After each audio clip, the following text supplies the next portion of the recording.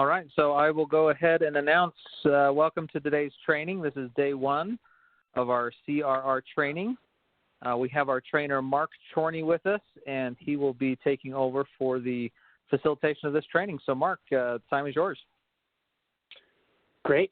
Thank you, Mark. Appreciate the introduction. I'm the team lead for the partnership program in Oregon and Idaho, and thanks for everybody who is taking part in this training today.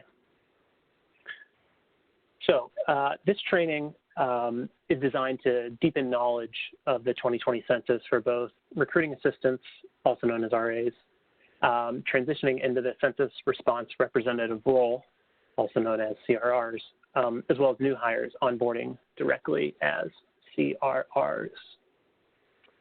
Each of these trainings will last approximately 2 hours and be conducted via WebEx and recorded to train additional CRRs later. Some of the visual aids we'll use are PowerPoint presentations and then a couple of publicly accessible websites.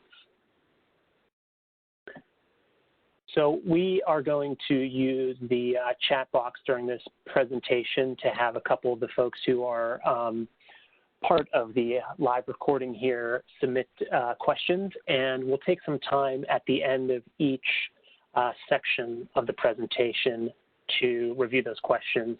And I'm joined by my colleague in Idaho, partnership specialist, Mindy Thorpe, who's going to help out with that part of the presentation. Hello, everyone.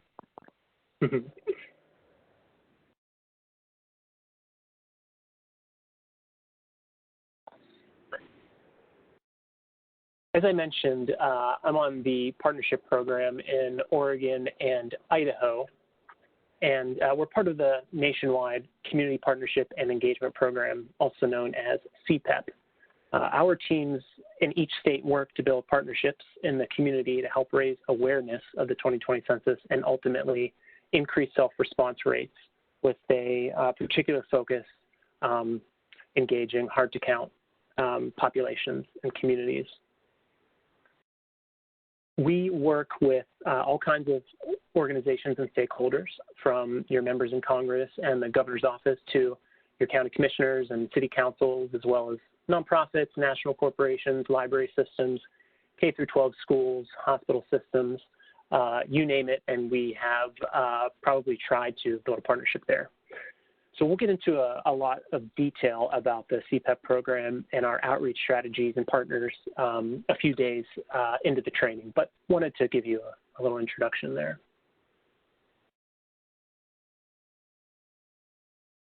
So let's take a look at what we're going to cover in this 10-day training. So today, day one, training overview, what we're doing right now. We're also going to be looking at today Census 101, history of the U.S. Census, privacy and confidentiality, and do an introduction to the Mobile Questionnaire Assistance Initiative, also known as MQA. On day two, we'll cover recruiting, what we ask on the 2020 Census form, and the internet self-response and how folks can respond online. On day three, we'll look at hard-to-count populations, communication barriers, cultural awareness, distrust of government, and some other challenges that you might face in terms of doing work in the community. On day four, we will take a look at our partnership team outreach strategies. That's the CPEP program that I just mentioned. So you can have a greater sense of the work that we've been doing in the communities, some of us since November 2018. Day five, we'll look at the language guides that are available online, how folks can respond over the phone. Take a deep dive into 2020census.gov and all the great materials and resources that are there, including outreach materials. How to interact with the media. Just professionalism as you're working there as a census response representative, and how folks can identify census workers in their neighborhood and in their area. Day 6 will cover group quarters enumeration, including service-based enumeration, enumeration at transitory locations, the update leave operation, non-response follow-up, also known as NARFU, military bases, and our tribal partnership program. Day 7, we'll look at low response scores and the response outreach area mapper, also known as ROAM. And then we'll take a look at the live response rate map that is currently on 2020census.gov. Day 8, we'll do our deep dive into the Mobile Questionnaire Assistance Initiative. Day 9, the American Community Survey, as well as our what we call our residency requirements and an overview of where people are counted on Census Day. And then Day 10, we'll go over some best practices, review some known rumors, scams, and fraud, and how those types of things can be reported to the Bureau. We'll open it up for questions and answers, as well as offer some frequently asked questions that you might get as you're doing work at an MQA event, for example. We save some space for miscellaneous, so we can get some stuff into Day 10 there that may have come up that we missed over these 10 days or we need to spend a little extra time on. And then we'll do a wrap-up of the program.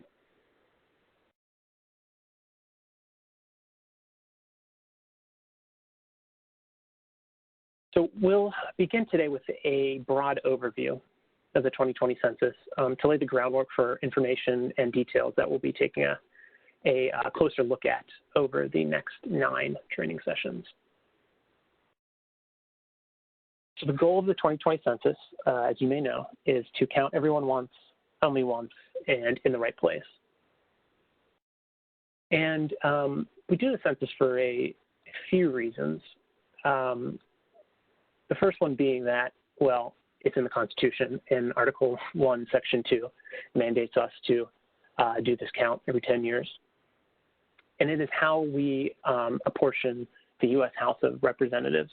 And I'll talk a little bit more about that process and why it's so important in a little more detail here in a bit. So why the census matters, impacts of the census. Well, congressional representation, as I just mentioned, apportionment and redistricting, funding for federal programs.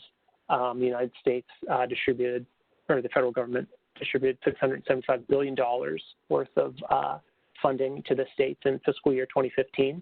We'll take a closer look at that in a second. And also, census data is extremely important to how we plan and serve our communities.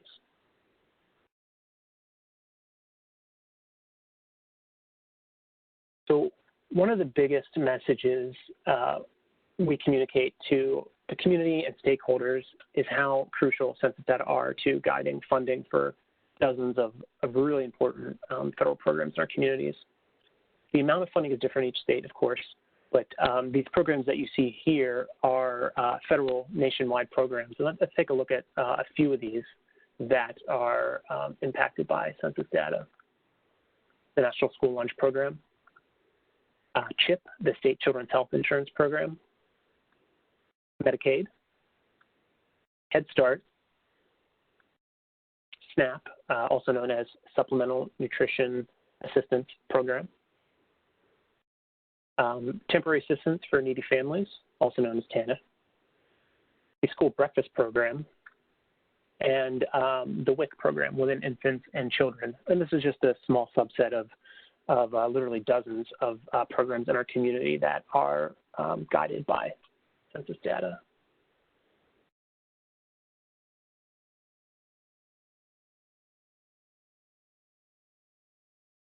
I'll say too on this though that this is really one of the most significant reasons as to why a complete and accurate count is important for all of our communities. Because without that quality data, these resources are not able to be appropriately distributed to those that need them. This is a message that we find really resonates with folks when we're out and talking census. So I would encourage you to have this information right at the forefront of your mind when you're doing your work as a CRR. And a detailed program and funding info for each state is available through George Washington University's website. And hopefully we can get that link so folks can access it who are viewing the recording.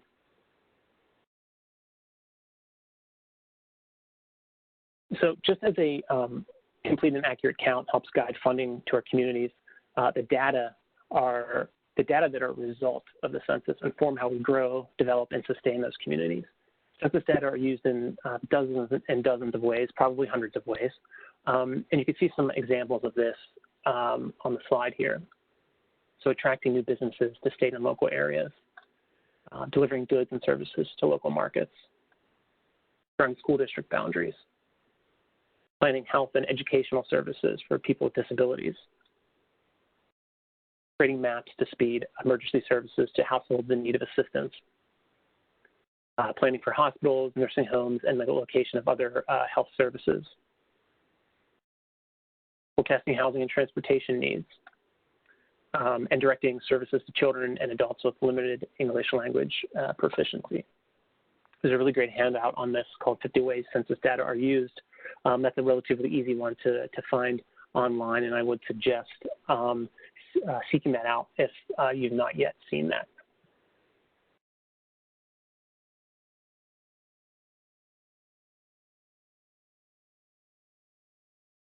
In the 2020 census, we collect respondent data in a number of ways. Most folks are familiar with our self-response operation. It often gets the most attention, but there are a number of other ways, key ways, in which we also collect data. We'll go into these in greater detail in one of the later training sessions, but I'll just introduce you to a couple of these for the time being here. Self-response options include online at 2020census.gov, over the phone via toll-free numbers, and by mail. We'll take a closer look at these options on the next slide.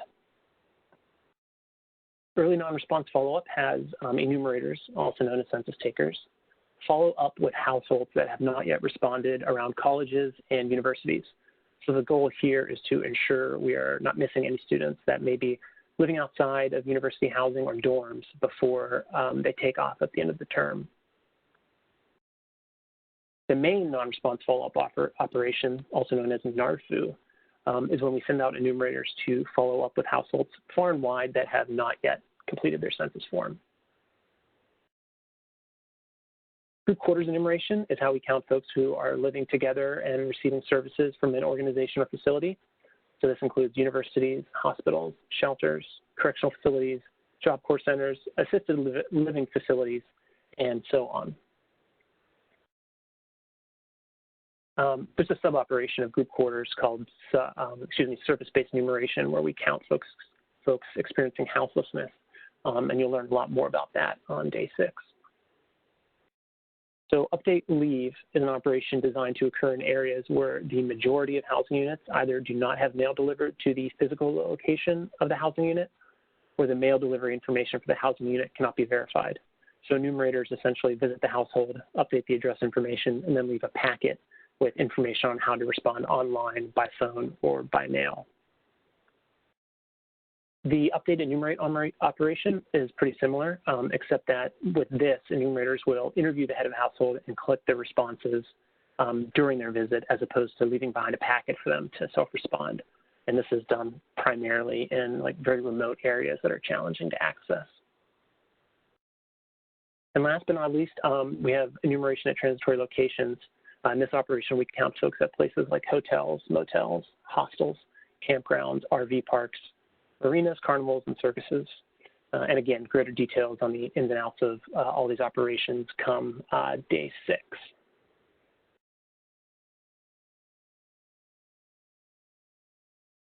As I'm sure you're all aware, self-response to the census has been open since March 12th, and tens of millions of folks have already responded.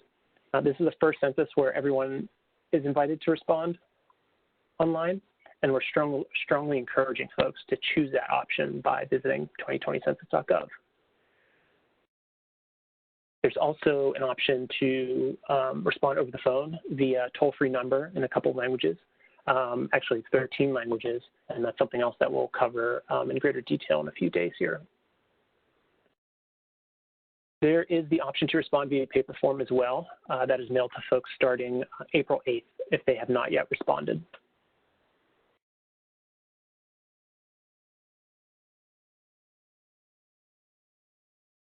Speaking of that, you can see that the schedule on the left for our mailings. So at this point, everybody should have received an invitation and a reminder letter. And for those that didn't respond after receiving those items, they should have gotten a reminder postcard. If folks still haven't responded, they'll receive the reminder letter in paper form I just mentioned, and then one final reminder if necessary starting April 20th. And then we begin NARFU, again, that's non-response follow-up, which is the fourth way that people can respond in person when visited by an enumerator. What's on the census form? Well, certain that most of you know that. What's on there already because you've already submitted your response. In any case, let's take a quick look at what information we are collecting. Number of people living or staying at the housing unit or address. If any additional people were living or staying here at that location. Whether the housing unit is owned, rented, or occupied without payment. Cell phone number, relationship between folks at that address, name of everyone at that address, the sex of everyone at that address, date of birth and age on census day of folks at that address, whether any of these folks living there are of Hispanic or Latino origin, the race of folks at this address, and if anyone usually lives or stays somewhere else. Again, we'll do some, get into some greater detail on this in a few days, but I did want to mention that something I say to folks is as important as it is to know what is on the census form and what is asked, it's also important to know what is not asked. The 2020 census does not ask about citizenship status. It also does not ask for a social security number, bank account, or credit card information, or anything on behalf of a political party. Okay, Mindy, I'm gonna take a sip of water here. And do you have any questions that I can answer and might be on folks' mind as they're viewing this recording? Yes, we do have some questions rolling in, Mark. You mentioned that the questionnaire will not ask someone's citizenship.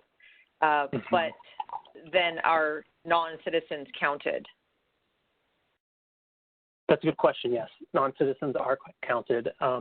Everybody is counted in the census, so you do not have to be a citizen to be counted. Citizens and non-citizens alike are counted. And yes, to reiterate, we do not ask about citizenship status on the 2020 census form. Okay, thank you.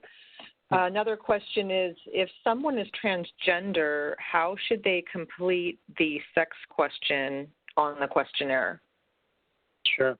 That question, as well as a question about race, for example, it's really up to the respondent how they would like to answer that. It is essentially they determine it themselves, how they would like to answer. So up to them. We don't make suggestions or recommendations on that. So that would be how they address that. Great, thank you. Another one coming in, why would we care if someone is a renter? Well, I mean, I guess there's a number of reasons in terms of, like I said, you know, that data that we collect for the 2020 census is used in all kinds of ways in terms of planning and developing our communities. But I'll say that in terms of folks who are reporting that data, and we'll get into privacy and confidentiality in a little bit here, that information cannot be shared with, you know, a landlord or like some sort of, property owner or something like that. So any of that information that is given on the 2020 census, including that sort of thing, is completely protected. So it can't be used against you in any way. Okay, they're still coming in, if you don't mind. Can someone who is experiencing homelessness or houselessness still complete the census? Yeah, that's a good question. We do have that operation, service-based enumeration, that specifically focuses on including people experiencing houselessness. However, folks who are experiencing houselessness are welcome to self-respond online or over the phone if they like. We'll get into some greater detail about that. I think on day 2 is when we're doing the internet self-response and going through that. But essentially, if someone's experiencing houselessness, they can go to 2020census.gov, they fill out the census form, and if they don't have a street address, then they just kind of click a button that says, I don't have, street address, I don't have a rural route address, and then they can put in their city, state, and zip of where they were living on census day. Wonderful, thank you. Another question, if someone is out in the field, a CRR is out in the field, and someone comes up to them and says, hey, I lost my questionnaire, can I order another one? How would they respond to that question? That's a good question, and I've had that come up several times already, as most of us have. So we don't have a mechanism to resend the form or the questionnaire, but so the best thing to do would be to either go on 2020census.gov to submit the form, or just call the toll-free number and you can complete your form over the phone there in just a couple of minutes. Okay, and speaking of those paper forms coming out, I had some dates of April 8th to the 16th. I'm wondering if that's what is you've heard, is that changing with the recent events. Can you elaborate on that at all, on the paper forms coming out? Yeah, let me go back to that slide. Yeah, so that's the schedule that I'm aware of, is that starting April 8th, 2 days here, the Bureau will start sending out a reminder letter and paper questionnaire. I'm not aware of any changes to this mailing schedule based on COVID-19 and the pandemic and how that's affected some of the Bureau's operations. I don't know of any of these mailings being affected by that. And if someone has responded online or by phone, will they get that paper questionnaire mailed to them? They should. Well, it sort of depends on when they responded.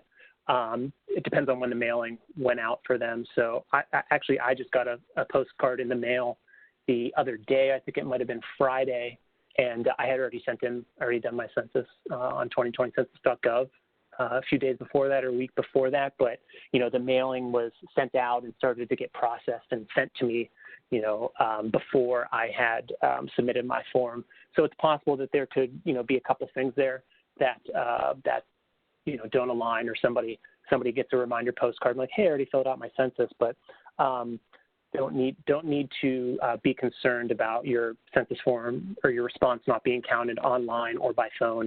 If you've already submitted your response, but you still get something in the mail, it's more than likely just a delay in processing our mailers. Okay. Hey, one last question, and then we'll let you move on. But will we put anyone in jail if they don't respond, since it is we're supposed to do that and supposed to respond? Can anyone be put in jail for that? No, I don't believe that that what's on the books or the laws are that you could potentially go to jail. There are potentials for fines for not filling out your census form. I'm not aware of any of those being issued. Maybe they have in the past. Mindy, I don't know if you're aware of that, any instances of that happening. But for not filling out the census form, there is not a threat of incarceration, no. Great. Thank you. Sure. What good questions. What a great audience we have today for this recording. My goodness. Okay, I'm going to skip forward here and resume questions. Okay, let's talk history of the U.S. Census here. Before we dig into the background of the census, I was going to do a little refresher on the U.S. Congress and why the census is so important to that body. So we have two houses in Congress, the House of Representatives and the Senate, and there are 100 members in the Senate. So each state has 2 members, and therefore we have this equal representation among our states, regardless of the size of that state's population. The House of Representatives, however, has 435 seats, and the number of seats that each state gets is based on population, and that's why the census is so important. By law, the Bureau has to deliver the apportionment population counts to the President within 9 months of Census Day. So that means our deadline is December 31st for Census 2020. The President then reports these counts to the clerk of the House of Representatives, and then the clerk informs each state governor of the number of representatives to which each state is entitled.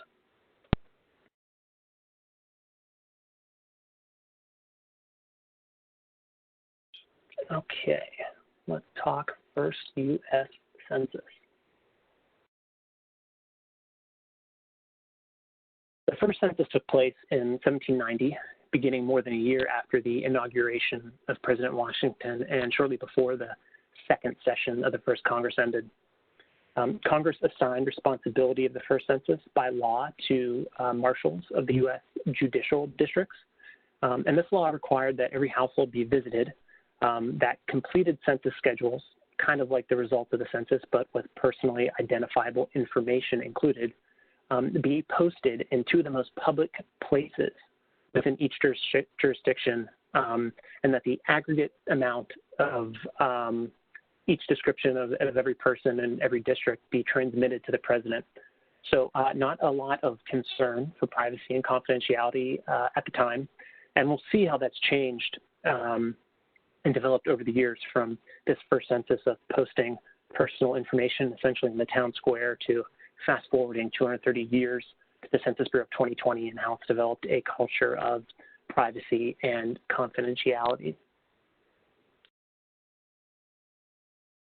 The 1790 census took 18 months to complete, and the way it worked is that the head of the household was asked for their name and an account of each person in that household that fell into one of the following descriptions: free white males of 16 years and upward, and this was used to assess the country's industrial and military potential; free white males under 16 years, free white females, all other free persons, and slaves.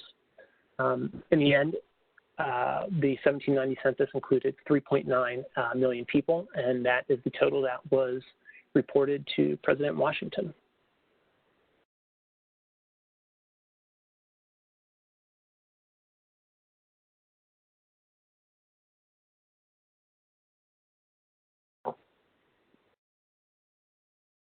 The second census in 1800 is notable as the questionnaire provided space to separately tally free white males and females in several age categories: under 10, 10 but under 15, 16 but under 25, 25 but under 45, and over 45.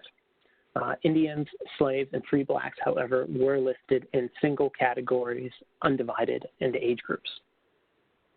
For the 1810 census, an act was amended to require that assistant marshals collect economic data in addition to demographic data.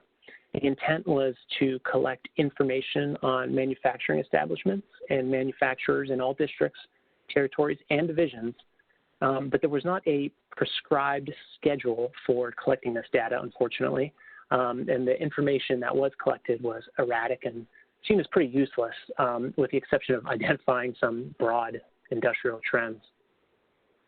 The 1820 census again attempted to collect economic data on manufacturing, but didn't have much more success. There were issues with accurately summarizing and aggregating data. and poor enumerator training resulted in big variations in data quality and completeness. Well, they say the third time's a charm, but our forefathers took a pass on attempting to collect economic data in the 1830 census and instead focused on improving other aspects of enumeration. This was the first census to use uniform printed schedules, so this improved data accuracy and led to a more efficient tabulation of results. Prior to this census, and this is kind of amazing, the marshals had used whatever paper was available to record responses, and they designed and bound these sheets themselves. Also at this time, President Adams recommended starting the census earlier, as well as proposed that the collection of age data be extended from infancy in intervals of 10 years, all the way up to, quote, the utmost boundaries of life. There are a few notable items regarding the Sixth Census. The Census Act of 1840 authorized establishing a centralized census office during each enumeration, and new population inquiries included questions about school attendance, literacy, and vocation. Prior to the 1850 census, sorry, I forgot to advance my slide, Congress enacted a bill establishing a census board consisting of the Secretary of State, the Attorney General, and the Postmaster General. So this law authorized the board to prepare and print the forms and schedules it needed to fully enumerate the inhabitants of the U.S. It also authorized the board to prepare the materials needed for collecting information on mines, agriculture, commerce, manufacturers, education, and other topics, as well as, quote, exhibit a full view of the pursuits, industry, education, and resources of the country. The number of population questions also grew in the 1850 census, and every free person's name was to be listed, not just the head of the household, as in prior censuses. The marshals also collected additional social statistics, including information on taxes, schools, crime, wages, value of the estate, and data on mortality. The 1860 census enumerated the inhabitants of 33 states and 10 organized territories. However, since the country was on the brink of the American Civil War, census staff were only able to produce limited reports on the population. This is also the first census in which American Indians considered assimilated were counted. 1870 saw the 9th U.S. Census, and there was a reordered and redesigned set of schedules to account for the end of what was the slave questionnaire, as it was called. The schedules for the 1870 census were general population, mortality, agriculture, products of industry, and social statistics. Greater penalties for refusing to reply to enumerator inquiries were expanded to cover all questions asked on all questionnaires.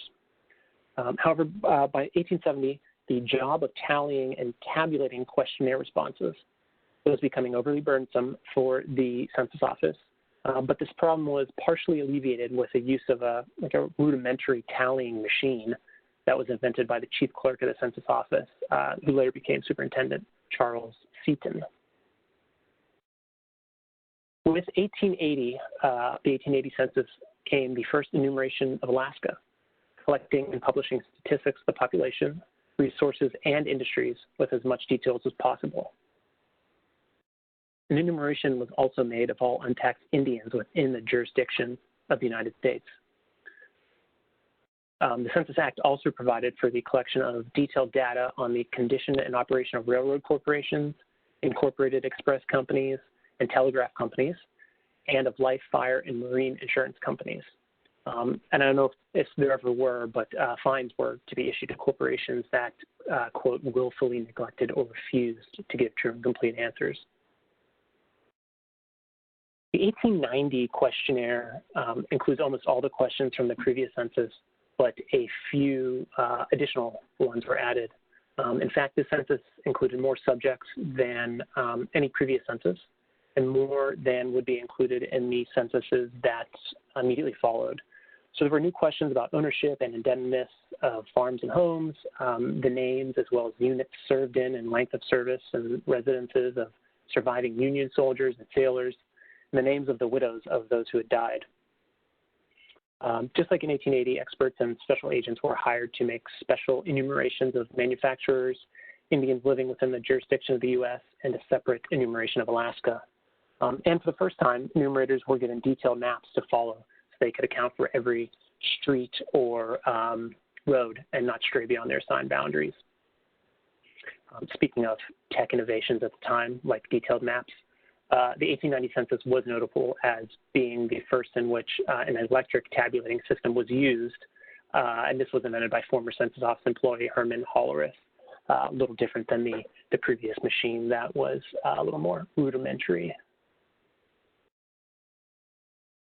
1900, the new century, and the act authorizing the 1900 census, Congress limited census content to questions dealing with population, mortality, agriculture, and manufacturing.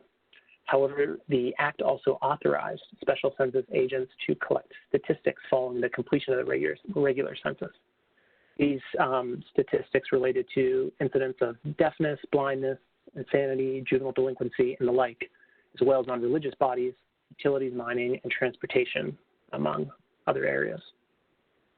Hawaii, which had been annexed in 1898, was included in the census for the first time in 1900.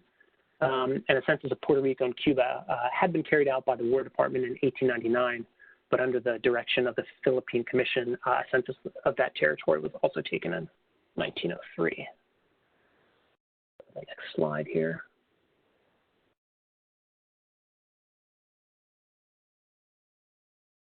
The enabling legislation for the 1910 census authorized funds for the newly established Census Bureau to expand its permanent workforce and specifically created several new full-time positions, including that of a geographer, a chief statistician, and an assistant director. All non-presidentially appointed census employees were hired after being evaluated through exams that the Civil Service Commission administered across the United States. And for the first time, enumerators in large cities distributed questionnaires in advance, a day or two prior to Census Day, April 15th at the time, so that people could become familiar with the questions and have time to prepare their answers. However, only a small portion of the population filled out their questionnaires before the enumerator visit. In these cities with a population of 5,000 or more, the law gave enumerators 2 weeks to complete their work, while enumerators in smaller cities and rural areas were given 30 days. Also noteworthy about this census is that in the decade following the 1910 census, the Census Bureau took on an important new role in that as the country was entering World War I in 1917, the Bureau was able to use its data to report on populations of men old enough to draft, along with the different states' industrial capacity for manufacturing goods.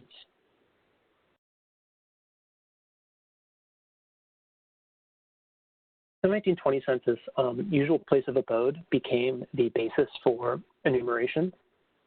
Individuals were enumerated as residents, the place in which they regularly slept, not where they worked or might be visiting. People with no regular residence, including members of railroad or construction camps, were enumerated as residents of the place where they were when the count was taken. And this is, as I mentioned later on in the program, we'll learn more about how we determine where people should be counted in the residency requirements. The instructions to enumerators did not require that individuals spell out their names in the 1920 census. Enumerators wrote down the information given to them. They were not authorized to request proof of age, date of arrival, or other information. But the determination of race was based on the enumerator's impressions. Unlike now, which we were talking about earlier, where folks, when they respond to the census, they are self-identifying. The results of the census revealed a really major and continuing shift in the population of the U.S. from rural to urban areas, so much so that there was no apportionment that was carried out following the 1920 census. Representatives that were elected from rural districts worked to derail the process, fearful of losing political power to the cities. Reapportionment legislation was repeatedly delayed as rural interests tried to come up with mechanisms that would blunt the impact of the population shift.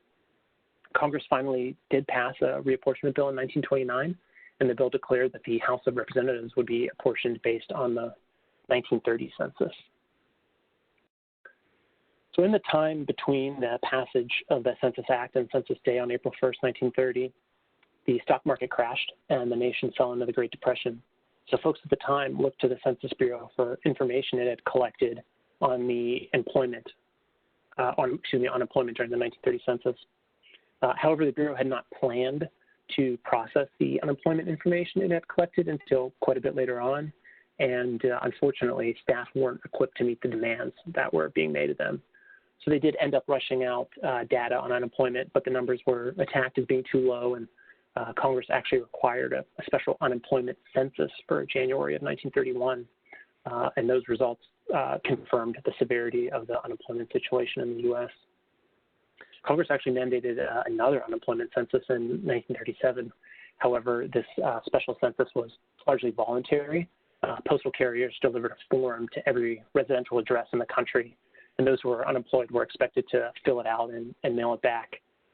This special census is noteworthy because it was an early opportunity for the Census Bureau statisticians to experiment with statistical sampling. 2% of households were delivered a special census questionnaire whose results were used to test the accuracy of the larger census, which actually dovetails nicely right into 1940, because one of the major innovations in the 1940 census was the use of advanced statistical techniques, including probability sampling, which had been used only on an experimental basis beforehand. So data sampling broadly is taking a subset of a statistical population and using that smaller group to reflect the characteristics of the whole population in that set.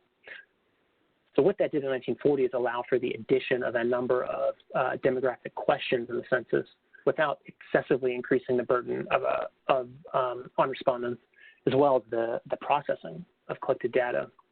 It also allowed the Bureau to increase the number of detailed data tables published and review the quality of the data processing with more efficiency. And there were several new questions in the census that reflected the concerns of the Depression era, along with the new census focusing on the condition of the nation's housing stock and the need for public housing programs. The 1940 census included questions about employment, unemployment, internal migration, and income. The 1950 census saw Americans abroad being enumerated for the first time. Plans were made to count members of the armed forces, crews of vessels, and employees of the U.S. government living in foreign countries, along with any members of their families also abroad. This enumeration was carried out with the help of the Departments of Defense and State, the United States Maritime Administration, and other federal agencies that took responsibility for distributing and collecting these specially designed questionnaires.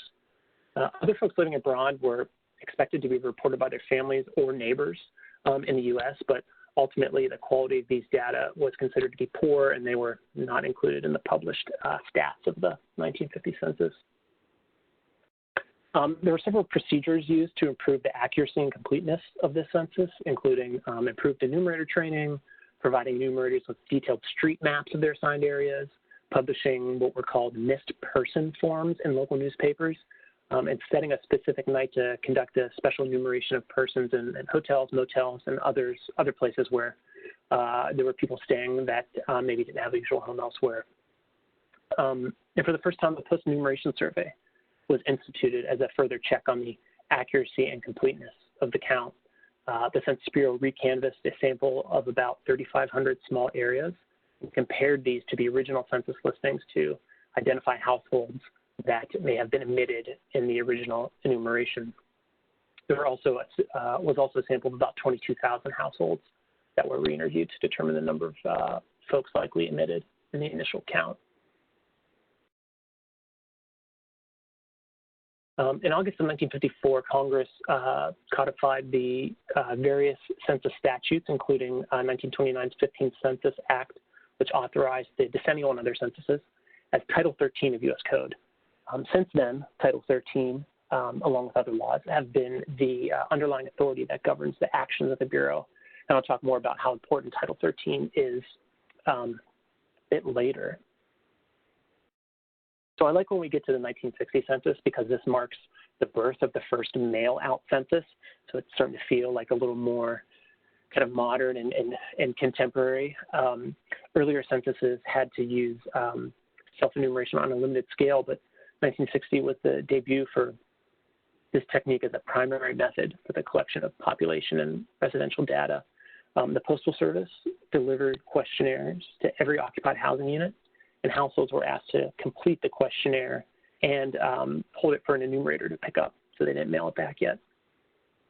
This enumeration effort was done in 2 stages.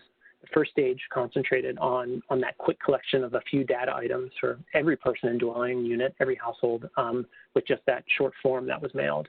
The second stage of enumeration was focused on the collection of more detailed economic and social information from a sample of households and dwelling units.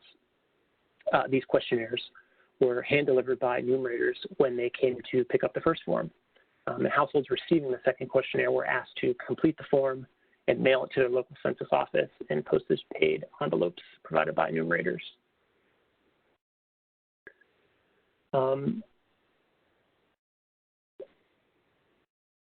This census also saw some advances in technology that continued to boost the efficiency of the count. In fact, nearly all of the data from the 1960 census was processed by computers.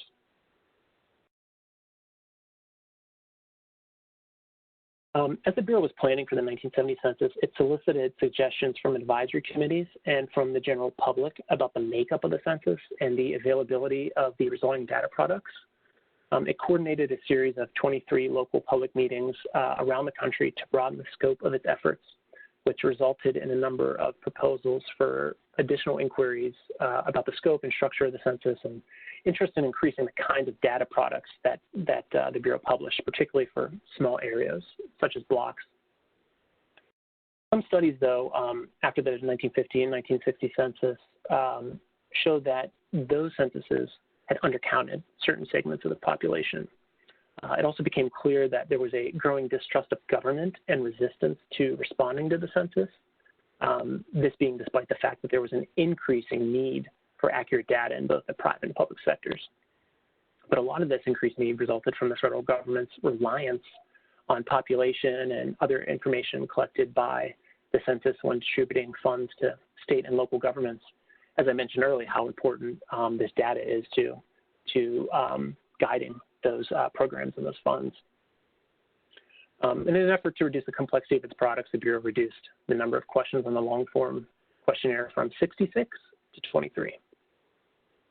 The U.S. Postal Service delivered census questionnaires with instruction sheets to every household several days prior to Census Day. In areas with a substantial number of Spanish-speaking households, a Spanish language version of the instruction sheet was also enclosed. And for the first time, a separate question on Hispanic origin or descent was asked, but only of a 5% sample of the population. And also for the first time, residents of urban and surrounding areas were instructed to mail their forms back to the Census Bureau, where enumerators reviewed them and used follow-up interviews to check on missing or incorrect responses. Rural households received questionnaires in the mail, but they were asked to hold the form for pickup by an enumerator.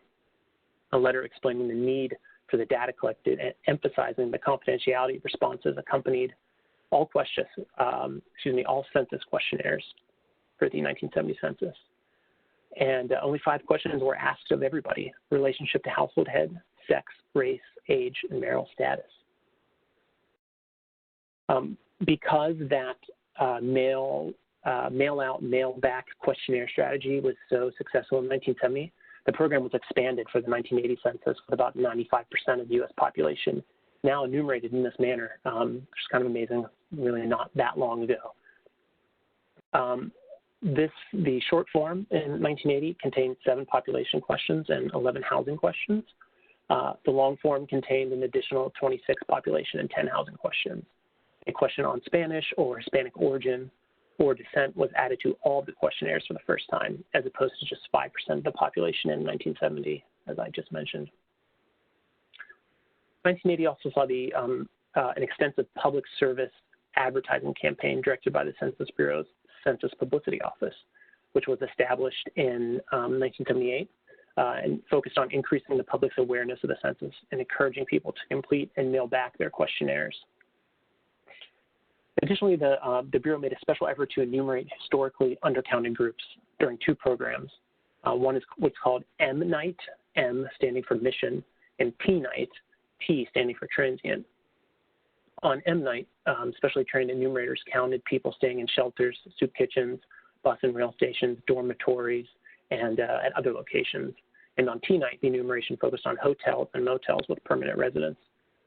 Those types of operations, now expanded over the years into what we see here in the 2020 census, and more that you'll learn about in day 6 with Kelsey and group quarters.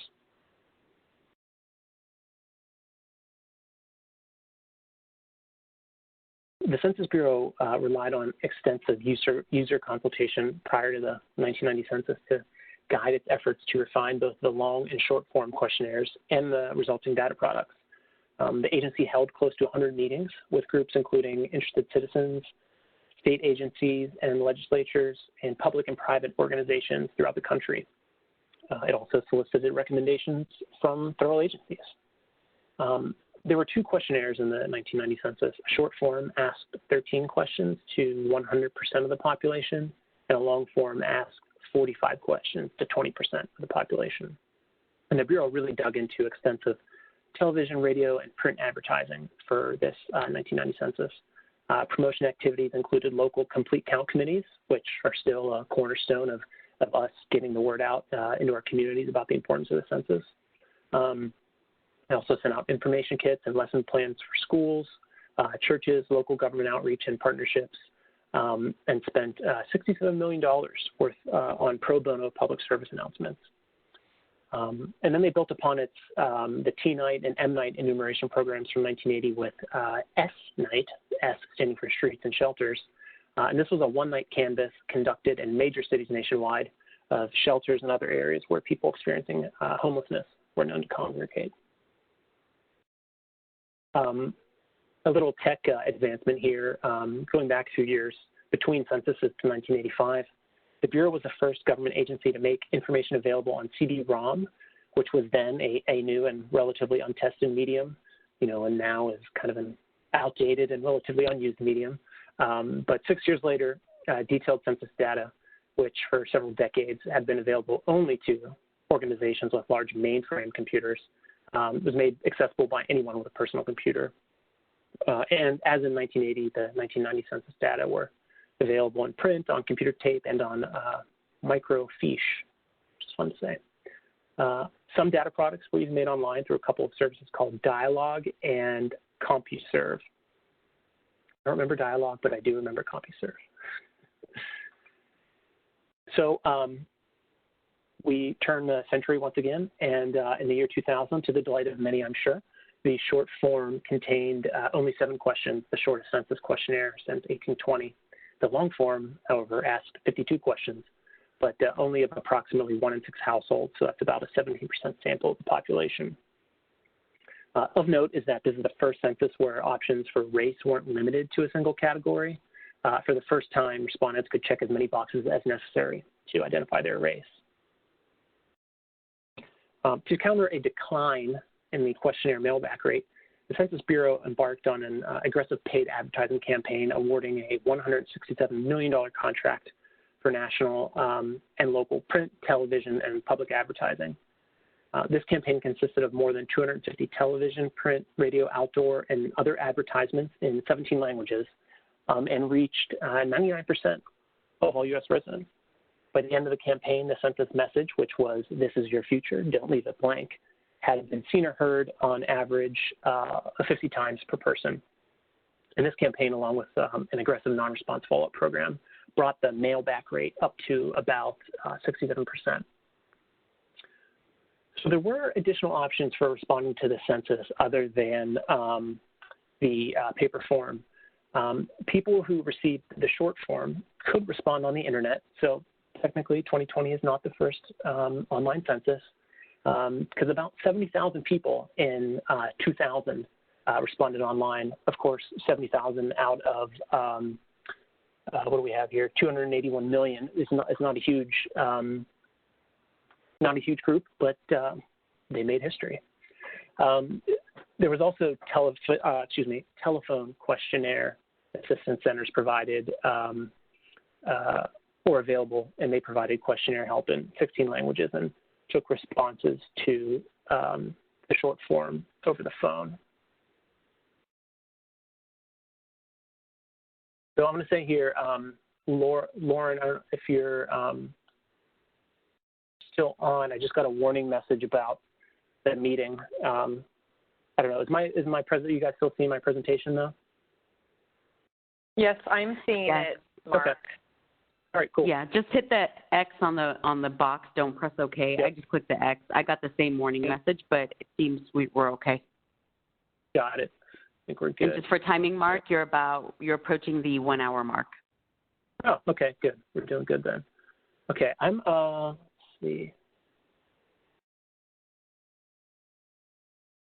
I'm going to move on to the 2010 census and getting close to wrapping up our history here. So this was one of the shortest in history, asking just 10 questions of all households in the United States and island areas related to name, gender, age, race, ethnicity, relationship, and whether you owned or rented your home.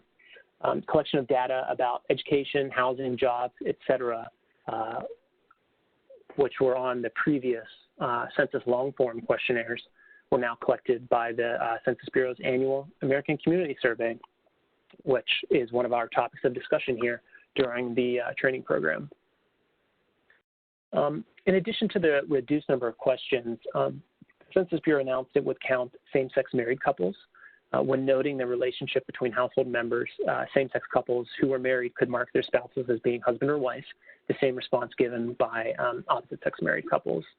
An unmarried partner option was available for couples, whether they were same-sex or opposite sex, who were not married. So the Bureau in 2010 continued its strategy of recent censuses, heavily investing in a robust advertising campaign.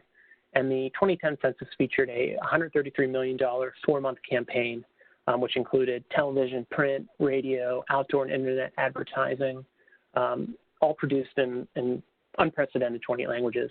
So more than half of the budgeted advertising targeted media consumed by minority and ethnic audiences. And the Bureau anticipated that the campaign would reach the average person 42 times with messages about the importance of participating in the census. This campaign actually represents the most extensive and diverse outreach campaign in U.S. history. The advertising rollout included updates on other outreach efforts, such as the Census in Schools program. There was a Portrait of America road tour with census buses, and the national and regional partnership programs focusing on hard-to-count populations. Two interesting notes about the 2010 census, that as a result of lower than expected census costs, the Bureau returned $1.6 billion to the U.S. Treasury. Pretty cool. And the final 2010 census mail response rate was announced at 74%. So that matched the census's 2000 rate. So we're pretty excited about that. And for 2020, in terms of population, to be determined. And certainly there's many significant aspects of this census. One of them, of course, being that everybody has the option to respond online, or everybody's invited to respond online.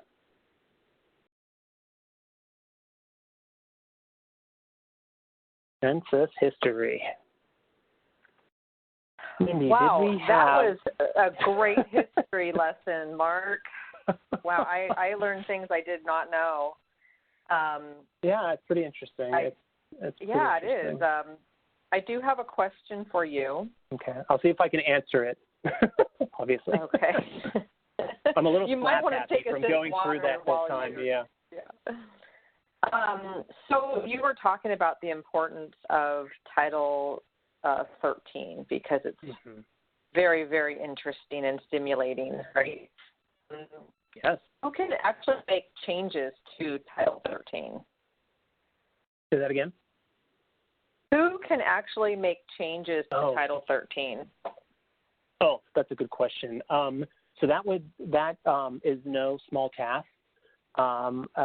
Presidential executive order, for example, can't do it. It takes an act of Congress to make a change to Title 13, and we will see in the next section about privacy and confidentiality, how that's been sometimes challenged and what's been done to make Title 13, I think, as strong as possible. Okay, great. Thank you. Yeah. Another question is, if a CRR is out in the field in their respective state, what if they get a question, someone comes up to them off the street and asks about their state gaining or losing a seat in the House? So, yeah. Well, so the thing about that is until the population counts come in, the census reports them to the president, we really don't know. We don't know for sure what the population is of each state. So in terms of apportionment and the House of Representatives, you know, we really won't know until those census figures come in. So, you know, anything else would be just mere speculation. Okay. It doesn't look like we have any other questions coming in on this very exciting section. Thanks, Minnie. I gotta pour a little extra water here. I'm getting hoarse from the many hours of talking census. Sure, I bet. Okay. Privacy and confidentiality. Let's dig in.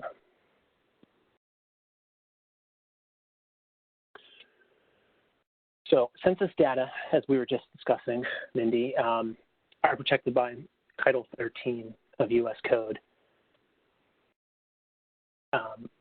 This essentially means that the Census Bureau cannot share any personally identifiable information from census records, from the responses that we collect, and that we can only release and publish aggregate data that could not be tied back to a single person or a specific person.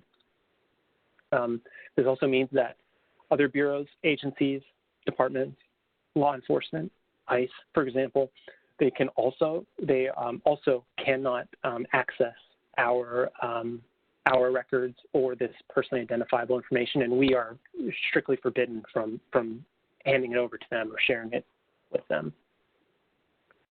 All staff take a lifetime oath to protect this data and to uphold Title 13, whether we are part-time enumerators working to get a good count in our community, or we are lifetime career Census Bureau employees. We all take this oath to protect this data, and whether we at some point in our lives separate from the Bureau or not, we are still held to this standard to protect this information that we've worked with. The penalty for wrongful disclosure of which is up to $250,000 fine and up to 5 years in prison. So it's something that the Bureau takes very seriously, and I think it's something that we should be proud of in terms of upholding Title 13 and how important it is to keep privacy and confidentiality of these records, because without the trust of the folks whose information we're gathering, we cannot get a complete and accurate census, which, as we've discussed several times already, is so important to so many aspects of our life in the United States. After 72 years, however, census records are made publicly available, and they are no longer considered confidential, I suppose you could say. After 72 years, they are available, and folks can use them for research, and of course, certainly, and historians use them and that sort of thing. So I wanted to take a look, sort of similar to the census history, but not quite as long, on a couple of key census privacy protections, and then we will look at two really important privacy cases regarding the U.S. Census.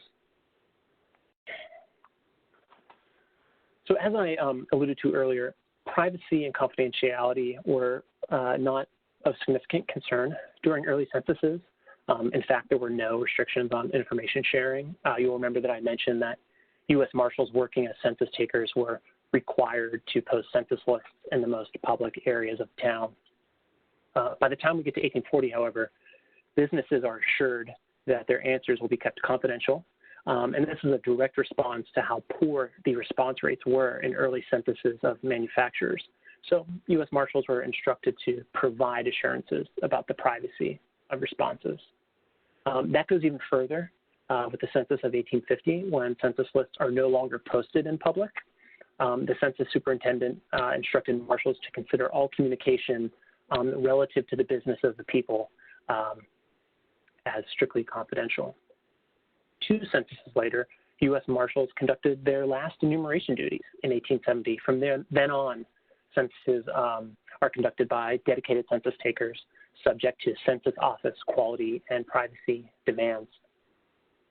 A decade later, in 1880, privacy and confidentiality was taken a step further when a new law banned census takers from disclosing business and property responses.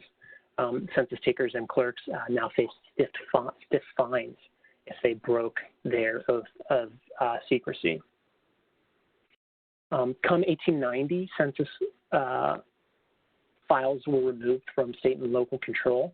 However, results could be purchased, and the census superintendent was allowed to provide lists of names and details to any municipal government. So still not quite the privacy and confidentiality that we come to expect here in 2020.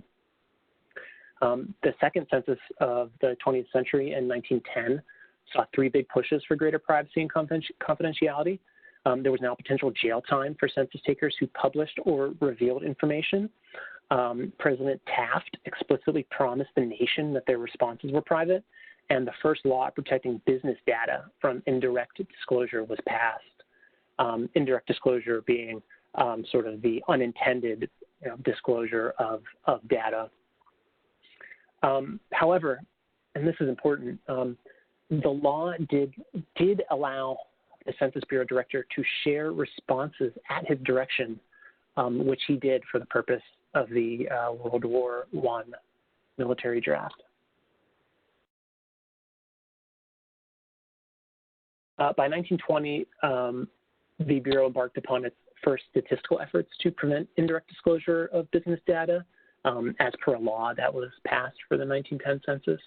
So Bureau specialists eyeballed data tables and manually suppressed data or compressed it into larger categories to try and keep it confidential. In the 1929 saw the end of the sharing and selling of census records. A new law stated that census records could no longer be bought, and only someone's descendants could access their records. And in 1930, the Bureau stopped publishing small area data because it actually just couldn't find a way to prevent indirect disclosure.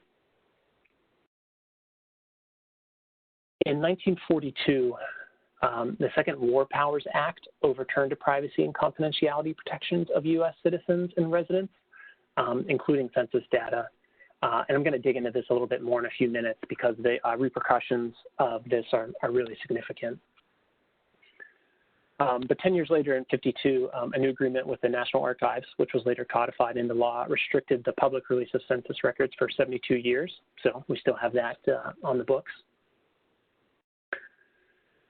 And I mentioned this earlier, but census privacy laws were consolidated in Title 13 of U.S. Code in 1954.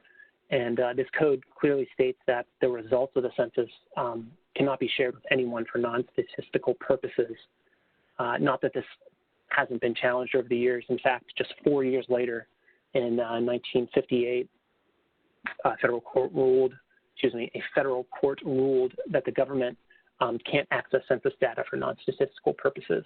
And this was the U.S. versus Bethlehem Steel Corporation case. So I mentioned once or twice about how the Census Bureau director had the discretion to grant disclosure exceptions and release data, personally identifiable information, even after Title 13 was passed in 1954. But that finally came to an end in 1976 when the law was tightened and that loophole was fortunately closed. You might be surprised to learn, but the Census Bureau's address lists were not considered confidential until a Supreme Court case in 1982. And this was the Baldridge versus Shapiro case. And it was ruled that Census Bureau address lists, that they were protected confidential information and they should be treated as such. 1994, the Census Bureau opened its first off-site research facility, which allowed for greater security and more controlled access to data. And 6 years later, after the collection of 2,000 census data, the first census results were published online. So this meant greater access to data and information for those that needed it, but it also meant greater risks for, as I've been mentioning, these indirect disclosure and the threats of indirect disclosure. This was an issue that data science were aware of, not just those working at the Census Bureau. So by 2006, a new algorithm-based anti-disclosure protection method was created to combat threats in the digital age.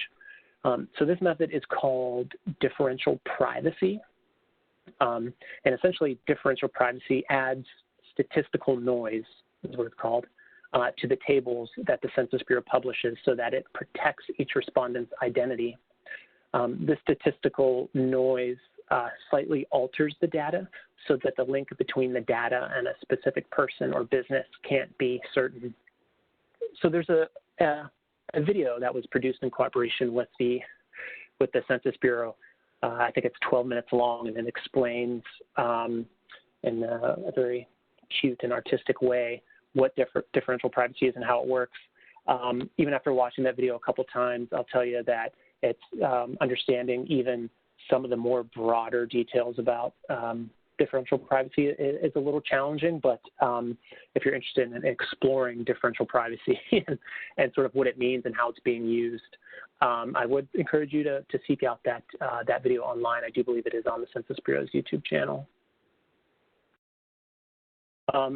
Speaking of that, despite the fact that the Bureau released the world's first differentially private data set in 2008, it was too new of a method to use widely in the 2010 census. So it's actually not until now in the 2020 census that this method will be used to protect census data. It's actually the world's first large-scale application of differential privacy.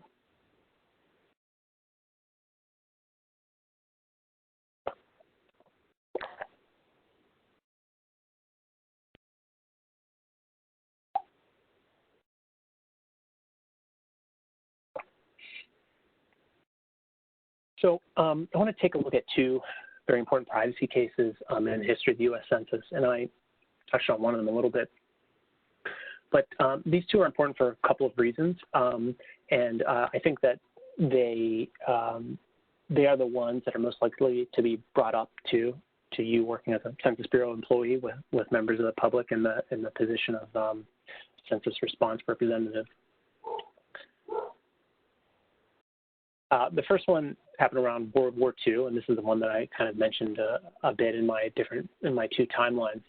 The Census Bureau assisted the Department of War by disclosing unpublished information of Japanese Americans, which in turn led to the internment of those Americans here in the United States. As I mentioned, the War Powers Act clearly superseded Title 13. So unfortunately, it was something that the Bureau was able to offer the Department of War that information. Since then, the Bureau has acknowledged and apologized for this disclosure. And it's something that was so powerful that it led to a greater privacy protection and culture of privacy at the Bureau, turning into the Bureau of 2020 where Title 13 and privacy and confidentiality, I mean, that is, as I was talking about in the Title 13 slide, so important to us as Census Bureau employees and to protect that information and when we're doing our trainings, whether it's the onboarding training or a training like this or other trainings that we're a part of, that is always something that is really sent as a strong message to us about how important Title 13 is and privacy and confidentiality. The other case happened post 9/11, and in 2002 and 2003, at the request of the Bureau of Customs and Border Protection within the Department of Homeland Security, the Census Bureau produced special tables of Arab American populations. The data that were produced did not contain any personally identifiable information on this population, and no laws were broken, but it was a special table that was produced for the Department of Homeland Security, which is not uncommon because the Census Bureau does produce tables and aggregate data for other bureaus and departments. But what they don't do is release personally identifiable information. But it's definitely something that raised a lot of alarms and people were concerned about. And in response, the Bureau implemented added procedures for other departments and agencies for requesting special tabulations and special tables, and also created the Chief Privacy Officer position.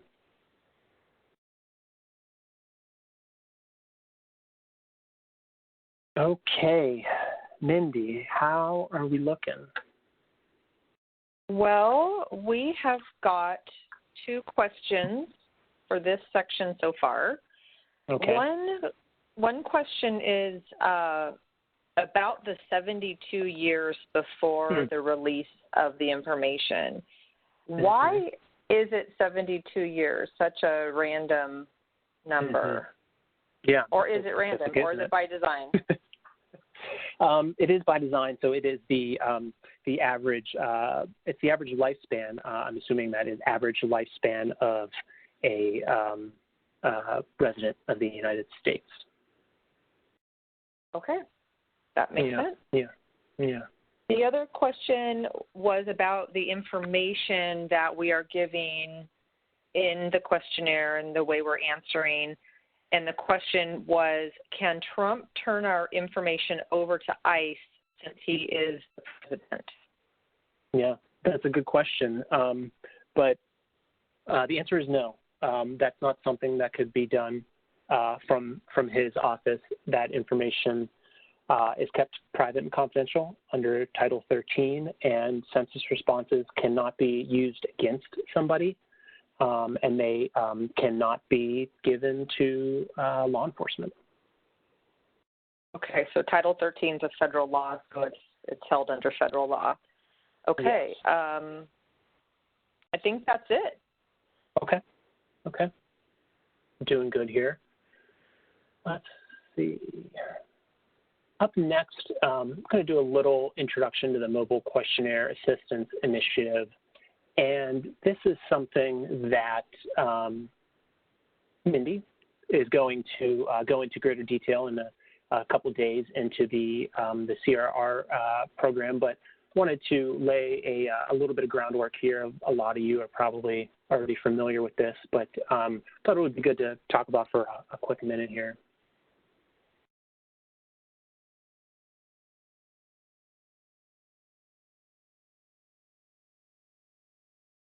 So the Mobile Questionnaire Assistance Initiative, also known as MQA, so the purpose is to assist with increasing response and helping the public respond to the 2020 census in areas where there is low response to the census questionnaire. So looking at the live data coming in and taking a look at cities and counties and census tracts, or I guess just census tracts really, and seeing where we need to do some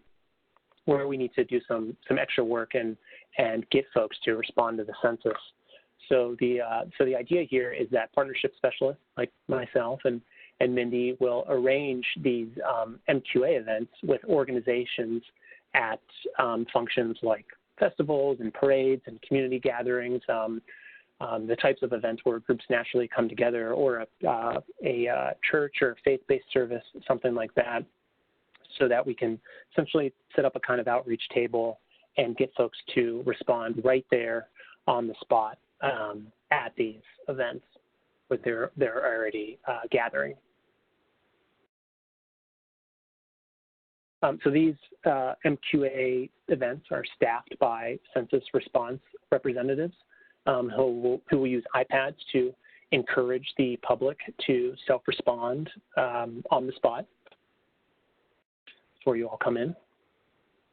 And the recruiting managers have a number of responsibilities here, but that includes assigning the CRRs to these events, certainly working closely with partnership specialists, and being responsible for supervising their team of CRRs.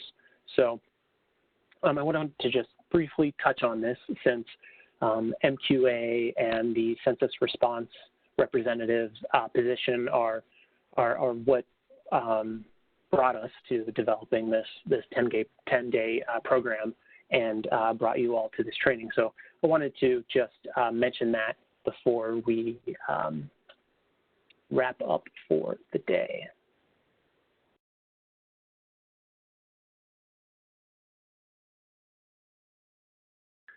So, day one, CRR training. We covered overview of the 2020 census, the history of the US Census, privacy and confidentiality, what the current law is, Title 13, and how this has changed and developed over the last couple centuries since 1790. And we did this introduction to mobile questionnaire assistance. Any questions? And also, Mindy, is there anything that you want to mention? Excuse me, or maybe that I didn't touch on, or anything like that? You have done such an amazing job, and your voice is so melodic. You know, it's like very calming and soothing. So we do have a couple questions. Okay.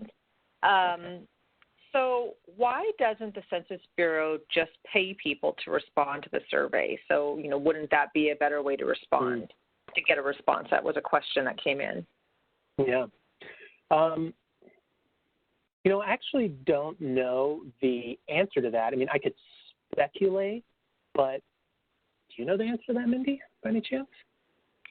Well, I think the design is self-response, right? I mean, I think by design, this the whole process to count the population every decade is a self-response design. I mean, that's what I would automatically fall back on. But I'm just, you know, if you have something better than that, it's not a really scientific answer, I guess.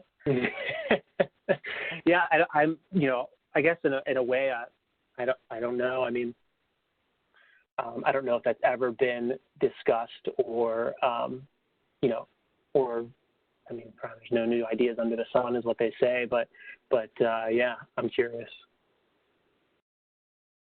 Something to look further into, I think. Sure, and I'll see if I get any other questions coming in on that. I guess in the big picture, thinking about it, if we paid somebody to respond in a certain way, then it would become political, right? And so this is a completely nonpartisan part of our Constitution. So sure. I guess that would kind of make sense there, right?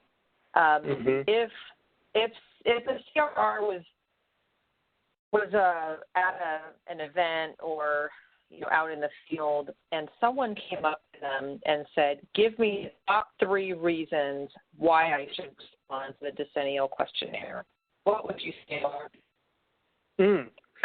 Well, I would say that I like to lead with that. It is important to your community in terms of funding for federal programs like the ones that I mentioned. It's important for representation in Congress, and it is a way of if you are counted, then that count and the population count goes towards your representation in Congress. And the data that's collected on the census is extremely important to how we plan and serve our communities. I mean, those are always my top three. Another thing that a point that I like and I think is important is that everybody counts in the census. We count infants, we count folks all across the age spectrum, of course. We count citizens, we count non-citizens. It is an opportunity for everybody to be included and to be included in this process that is safe and confidential and, like I said, so important to our communities. Right, and we need those resources in our communities more now than ever, right? Yeah. I did get a little guidance on the first question about, I guess the Census Bureau did try incentivizing, pay for responses, but it actually didn't change the response rate at all. So interesting. There you go. So I don't think we have some real fine answers, but we have a little bit more guidance on that. And, Well, I think the other thing is too. I mean, over the past couple of decades, the Bureau has worked really hard to get the message out in the community and invest in the community partnership and engagement program. And it's not like we've been up against the wall in terms of getting responses and increasing our response rates. They've been pretty good over the past few decades, and we've seen an uptick. So I don't even know if there's much, is there even much incentive for exploring that as an option? The return on investment? Yeah. I guess that's really not for you and I to decide, huh, Mark?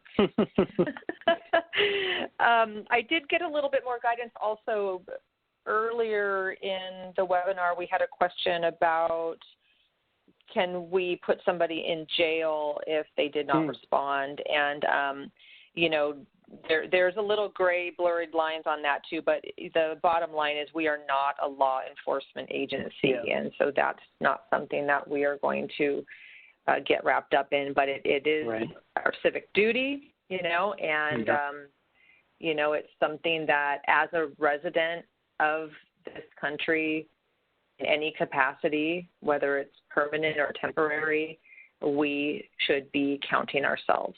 So kind of leave it there with that.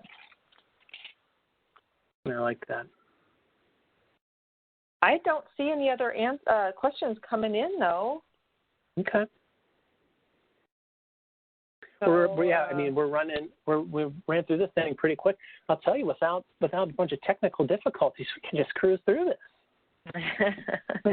Well, we're nearly at an hour and a half right now. So there's a good chunk of time, and I think it does go a lot smoother without the technical difficulties. So those of you that were on our first day when our first one, sorry about that. We did not strive for technical difficulties. They just happen here and there, and but we got it all fixed, and we hope you enjoyed the information today.